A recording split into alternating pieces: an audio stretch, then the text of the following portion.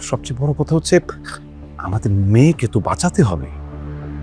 তবু গ্রাম্য একটা লোক। যাই হোক, শুনো না, তুমি প্লিজ ডাক্তারকে একটু ভালোভাবে রিকোয়েস্ট করে আসবে যেন সব পরীক্ষা নিরীক্ষা একটু ভালো করে করে, প্লিজ। হ্যাঁ, সেটা নিয়ে তোমাকে চিন্তা করতে হবে না।